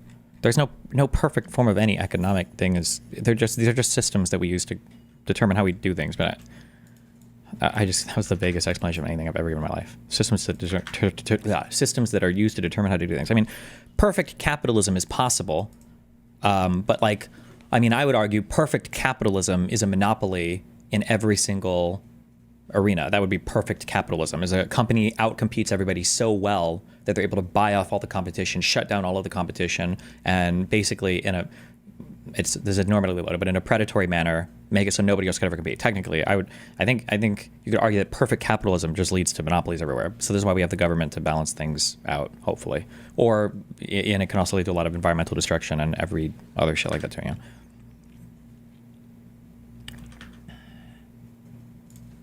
A lot of people. Theo Von likes Bernie, for example. A lot of people like the issues that AOC represents. And just like with Bernie Sanders. Sorry. Save these questions for after the video, motherfuckers. What's your explanation for why China is outcompeting the U.S. then, considering that they have a state capital model rather than private capital and many checks on private capital? I don't know if you would say that China is necessarily outcompeting the U.S. There are some things that China does better, but those are things that the United States has moved on from, right? The United States doesn't do baseline manufacturing anymore because we do higher stages of manufacturing.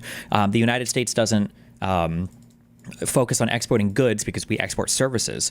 Yeah, also keep in mind as well, bro, this is kind of amazing if you think about it. China has almost, over 4 times as many people as the United States as well, okay? It's a lot of motherfuckers over there.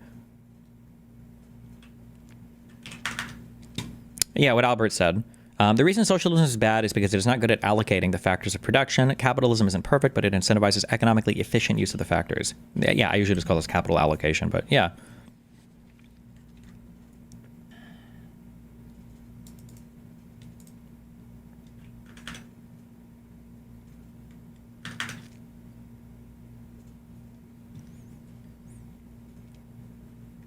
Intention here. A lot of people, Theo Von likes Bernie, for example.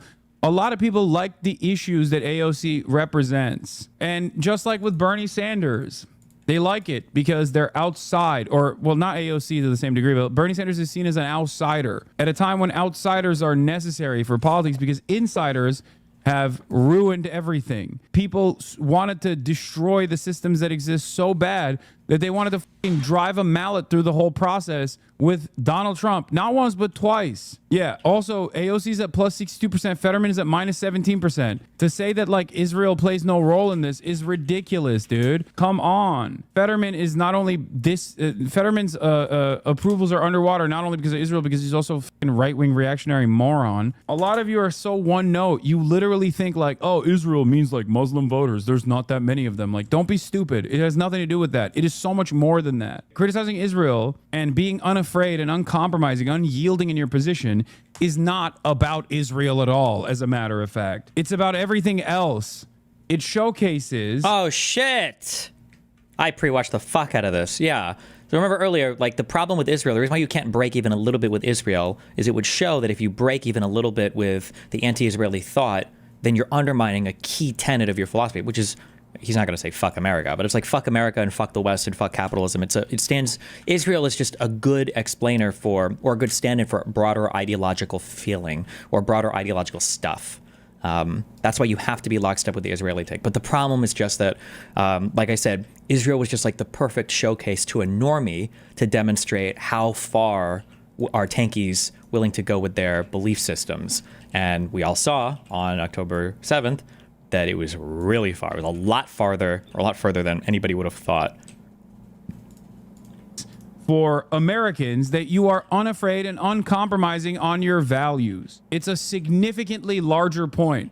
It directly puts you at odds with 99% of Congress, which is already something that is unfavorable. You're crazy. And the worst possible thing you could do, the worst possible thing you could also do in this process is like, when you are uncompromisingly against Israel, for example, and also yelling at the rest of Congress for it, in all of the popularity that you get, there are going to be people that, for example, come to you and say, oh, I guess you love Hamas then.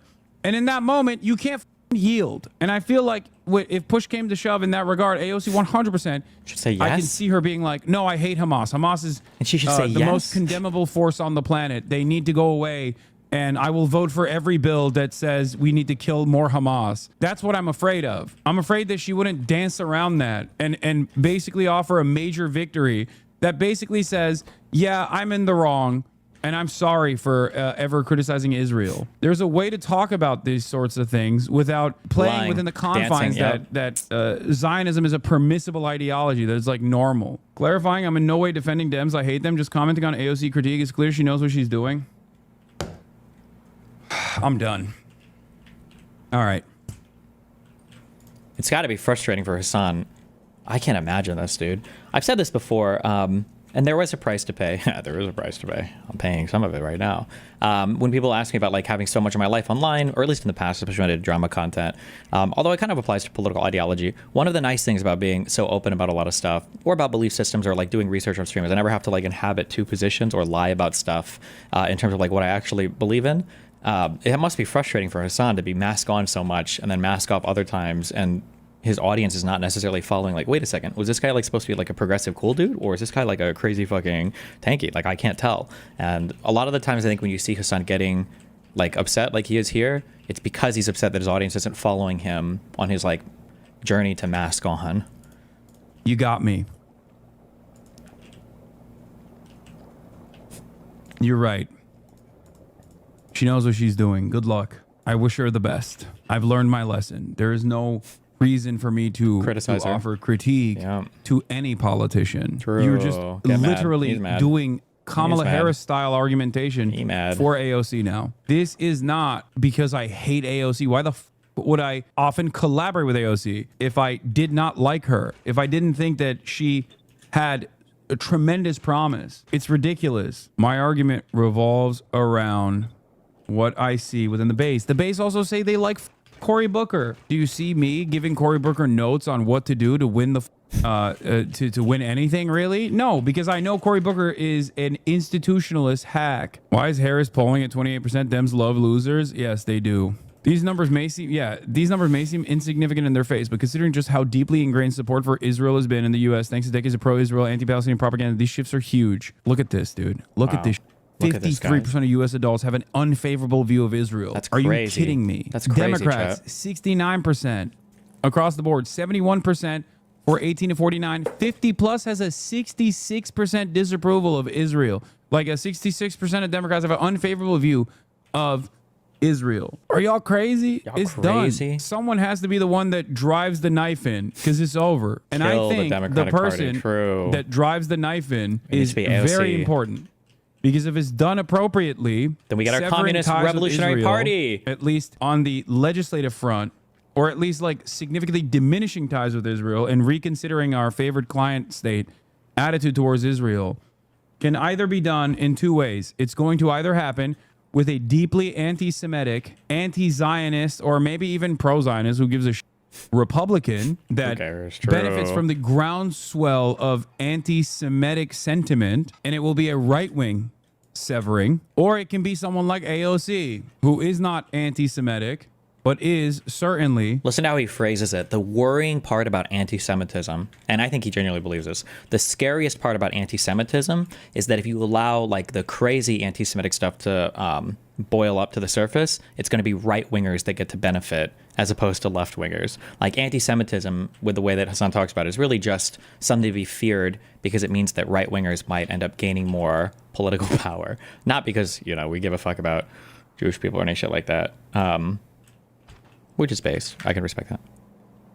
Anti-Semitic sentiment, and it will be a right-wing severing, or it can be someone like AOC, who is not anti-Semitic, but is certainly incredibly critical of Israel. What is this? Before you change subjects away from AOC. Now, I want to say a word about my daughter. No. I want to say a word about Alexandria and why what she's doing is so important. And here's the story. Oof, he hates it. 6 years ago... He hates it so much. Sigh, I'm imagining a Harris AOC ticket. Unfortunately, we don't live in a perfect world. The first woman president with a bright, young, talented vice president. Stop. This is illegal. This is mathematically calculated to brick my brain. What you are writing, think before you type. Because when you type like that, you are causing me to hard reset. You're causing my brain to hard reset. Sorry, can't respond right now. I'm reading Harry Potter. You enable these chatters whenever you're soft on AOC and Bernie? No, I don't. That person is f***ing joking, and you're too neurodivergent to comprehend that. Got him. Jesus Christ. What's your excuse? I'm 127 and I can clock that. How do you not clock it?